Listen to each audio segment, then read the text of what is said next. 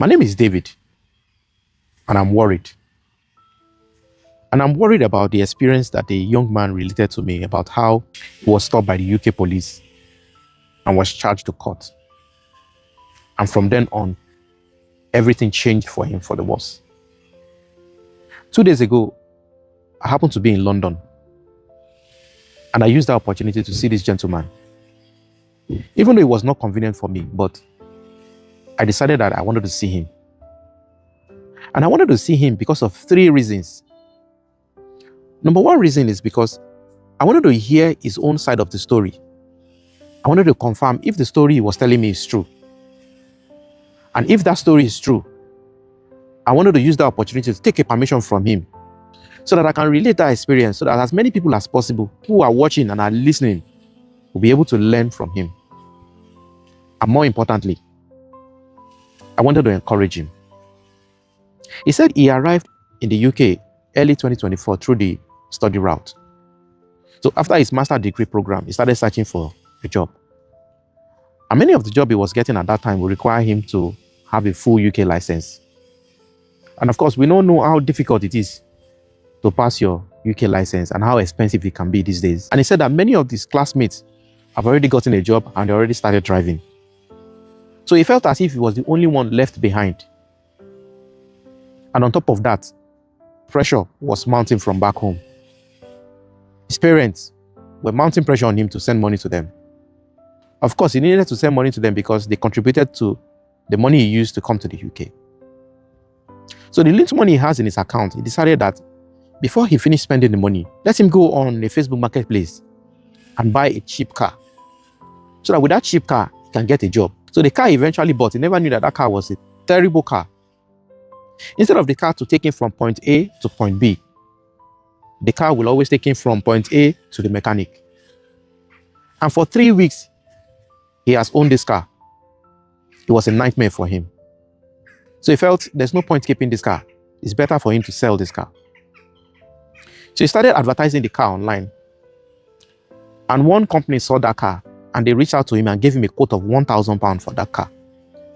So he felt that was a good idea. But the condition they gave him was that he's going to drive the car to the inspection center. And upon inspection, they are going to credit him with £1,000. He felt it was still a good idea. So the next day, he started driving towards the inspection center. But 3 minutes into that journey, he noticed that there was a police van behind him. At first, he felt that maybe the police wanted to overtake him. He slowed down the car. But despite slowing down the car, he noticed that the police were still trailing him.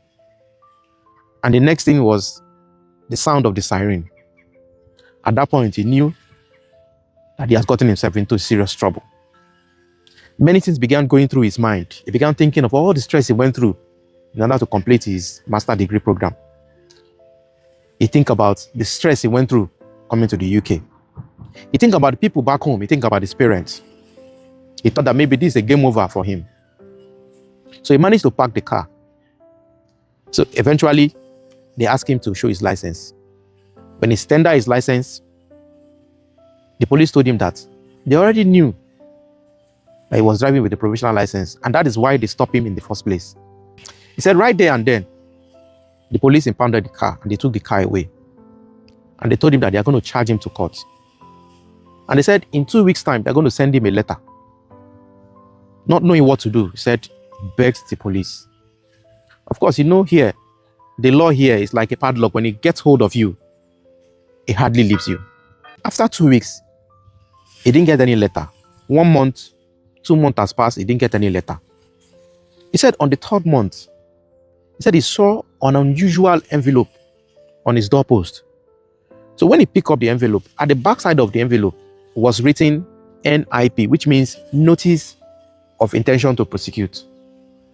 At that point, he remembered that police incident. So he managed to open the envelope. He noticed that the police have actually charged him to court. And in that envelope, the information contained there was that he needs to give a consent if he's going to appear in court. And if he's not going to appear in court, he needs to give a consent too. That on either case, the magistrate will still give their judgment and they will send him the decision of the court. So he felt there's no point appearing in court. Why would he appear in court if they will give their judgment on either ways? So, but he first let him discuss with someone who has been here for a very long time, and let him get his perspective.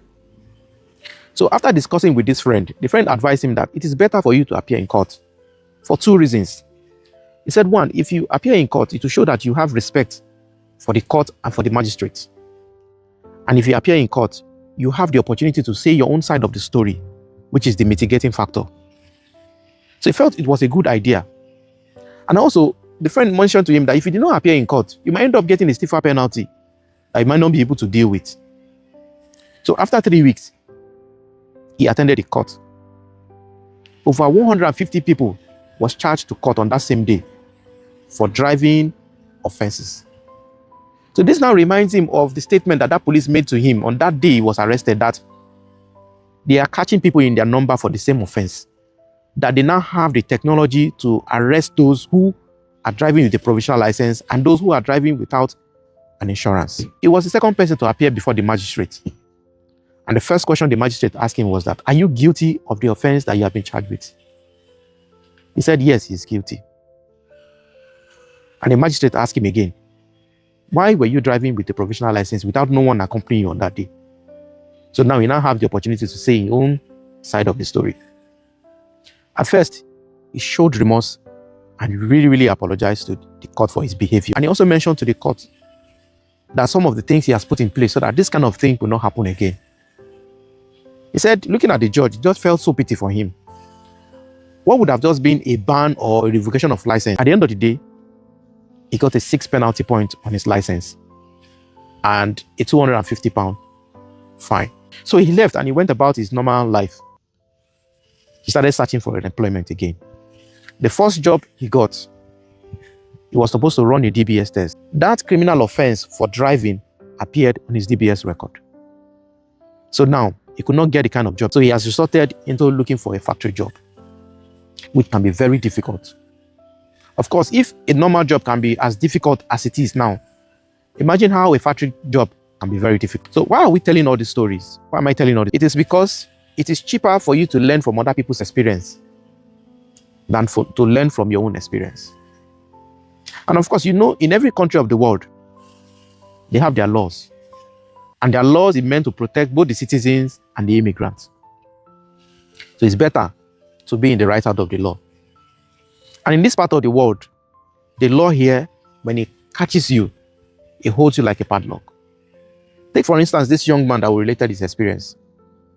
If this young man, if you could change the hands of time, he wouldn't have dared driving with a provisional license without no one accompanying. You are watching this video, and you have the opportunity to see this video. If you know of anyone who is driving with a provisional license without no one, why not encourage that person to try and pass for their full UK license?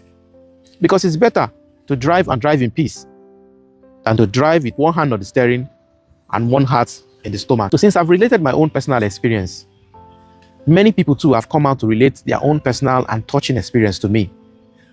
One of such experience that was related to me was about a young couple who arrived in the UK in the year 2022.